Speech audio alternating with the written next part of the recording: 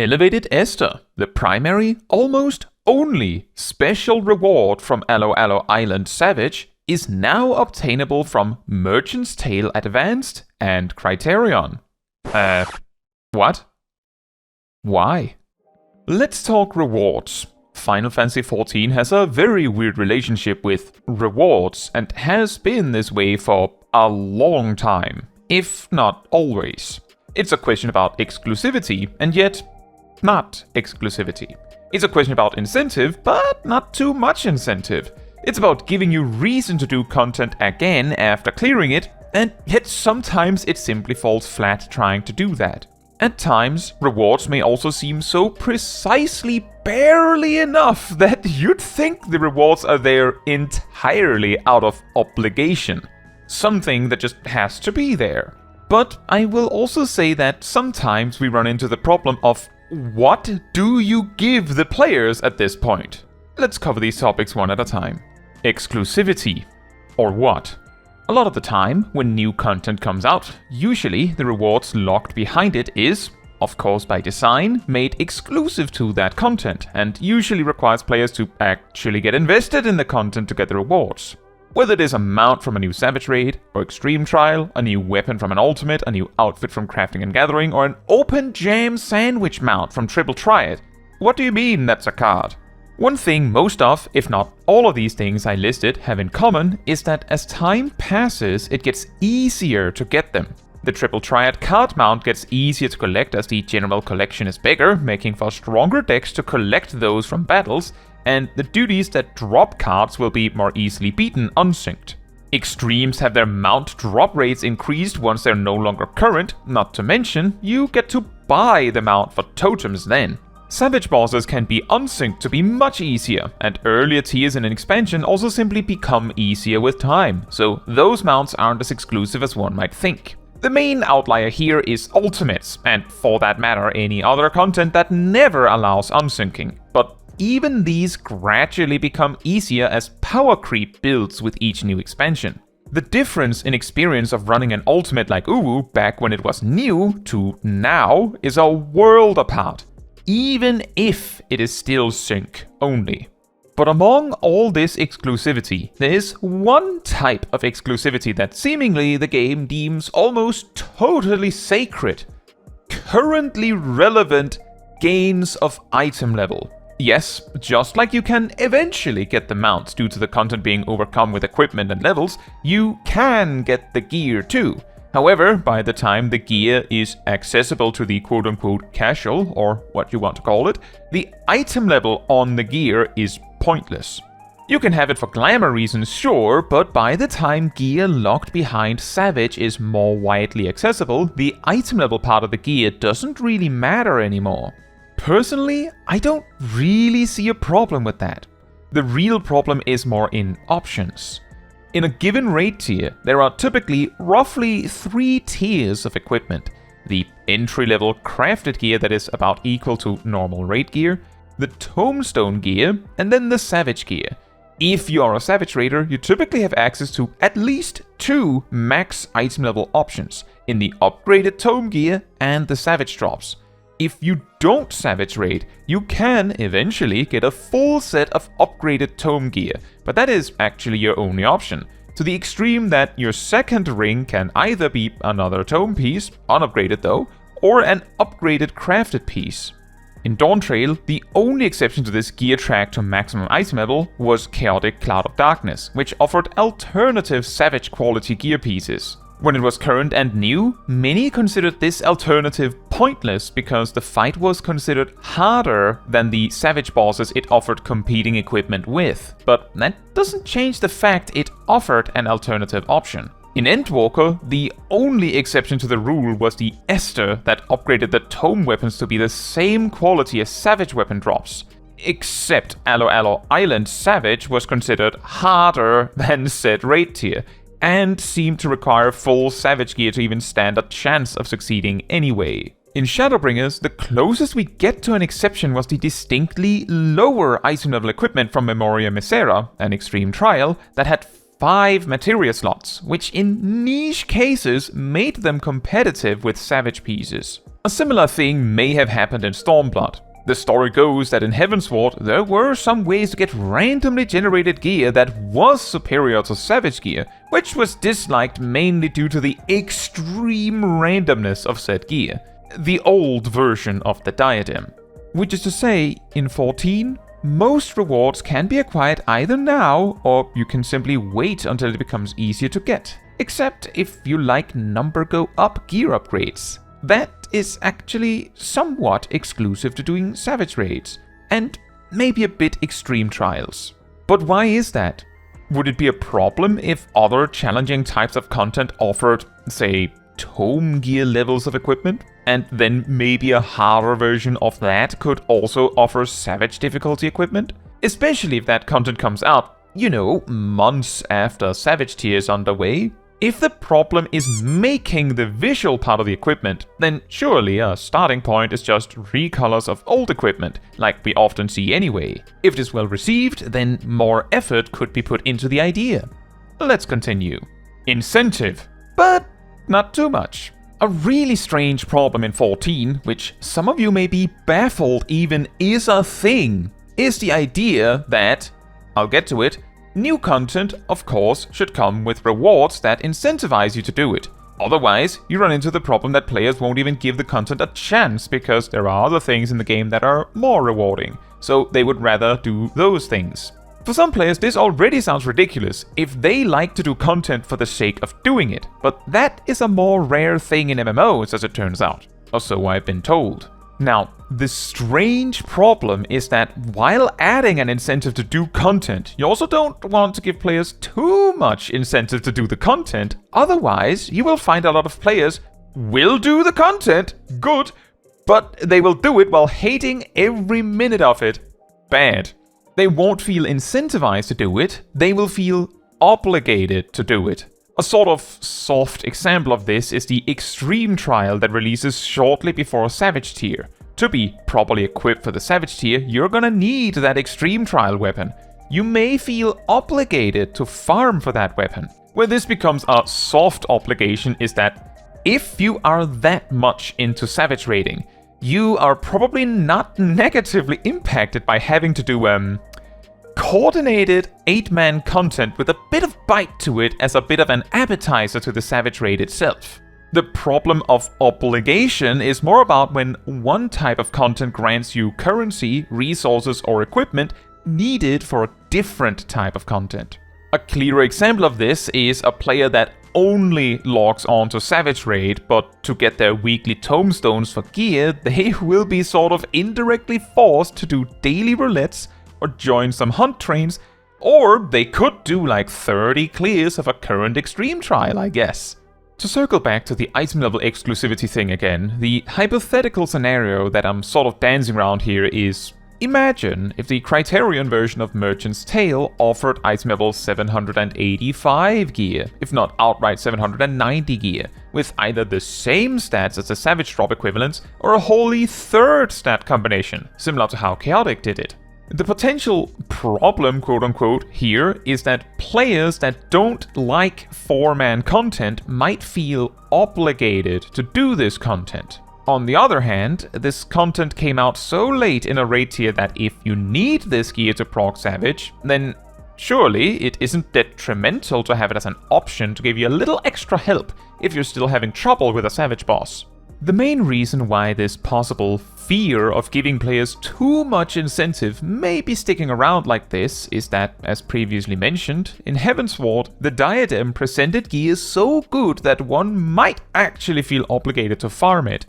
In Stormblood, Eureka may have, at certain points, offered good enough gear to make you feel obligated to farm it, including the final step of the relic weapons being potentially so much stronger than the alternative that it was hard to argue against. Bozja also had a similar issue. What is interesting about Eureka and Bozja is that they both had a significant number of vocal players that hated the content who, as far as I could see, disappeared the moment the content was no longer relevant enough to have obligatory equipment. The moment the players no longer felt obligated to do it, they no longer had a problem with it. Moving us on to repetition. Please?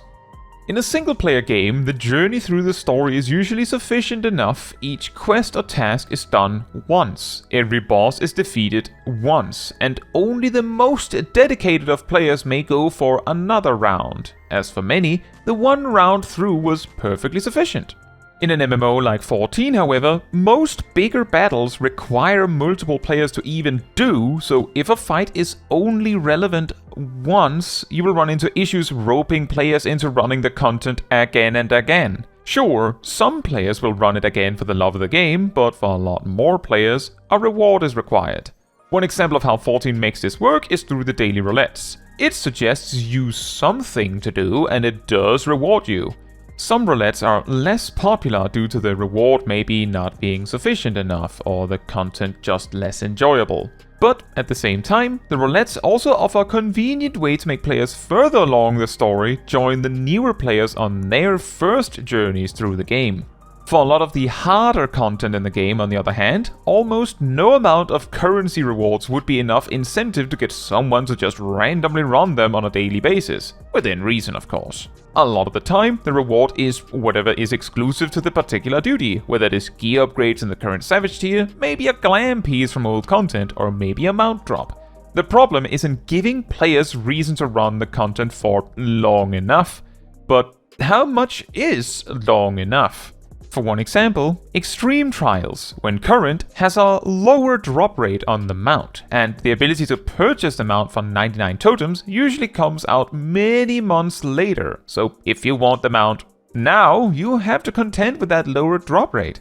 The main other incentive to run an Extreme are all the weapon drops, as the music and any furniture or other items it may drop is usually tradable. So the question is 50 runs per nose a reasonable amount of repetition of a specific fight? Turns out with Zelania earlier in Dawntrail that 99 runs was considered too much. Usually, the weapon rewards are dwarfed by the amount of runs an individual might do to get the mount. Mainly because Extremes don't have weekly lockouts, so you can farm it until you feel finished. For another example, Savage raids never have chance drops. The whole loot table always plops down on the floor for you to distribute, including the mount if there is one. In most cases, a structured Savage raid team can, by smartly distributing the loot, make sure that everyone has everything they want or need from the raid tier in at most 8 full clears, at least for their primary job.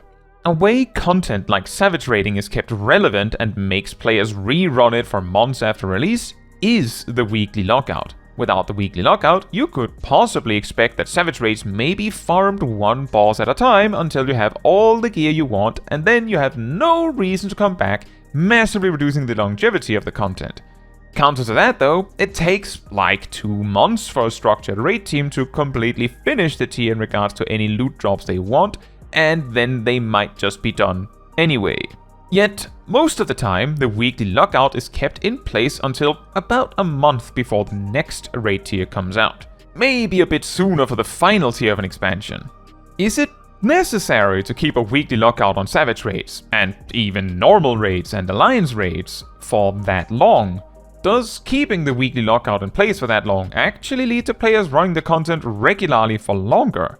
So, 14 puts itself in this weird spot where content should be repeatable and give rewards that make players want to repeat it, but also the content with the most desirable rewards put a limit on how much you're allowed to repeat it, to make sure you still have it to repeat next week too. A very difficult middle ground to land perfectly. What is even good enough?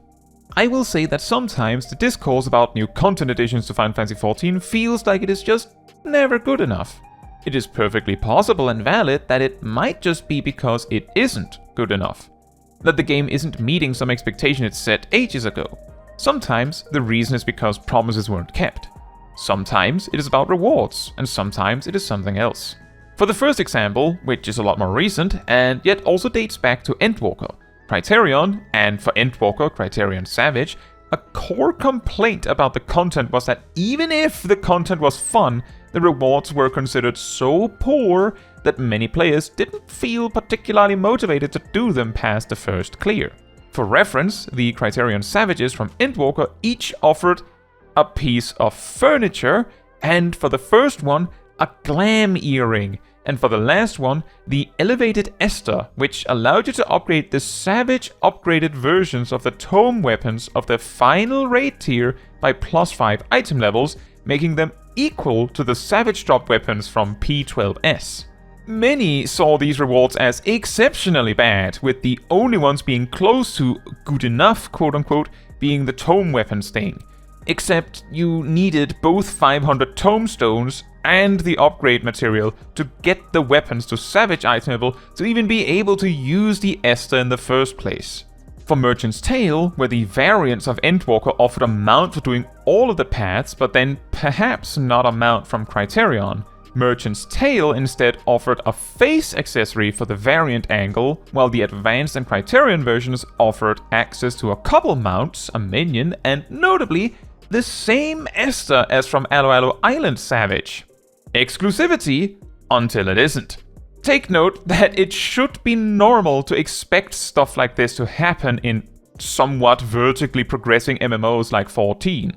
The real confusion for me is why it wasn't a different Esther for making, say, the current Tomestone weapons glow, or some other weapon. It's just surprising that it was a repeat of the ones from Endwalker, although those weapons were special fan creation weapons, so I do see it.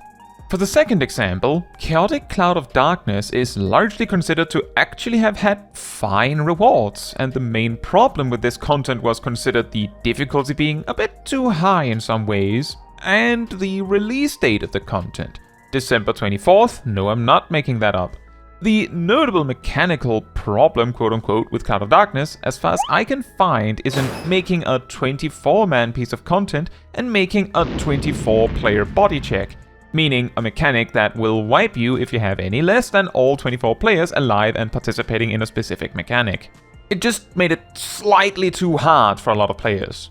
In conclusion, as far as I can see, despite 14 having missed many times on the reward and the challenge to match, it seems like exactly where Variant and Criterion might just hit exactly right is if the kinds of rewards Chaotic offers would be offered in Criterion, gear with relevant item levels, while Chaotic could be excellent if they relaxed mechanics very slightly, specifically having mechanics not be something like 24 players all needing to soak a tower each or you die. But I would also add a different angle briefly. A relevant amount of players might not actually care that much about item level increases, so this adjustment wouldn't do much for them.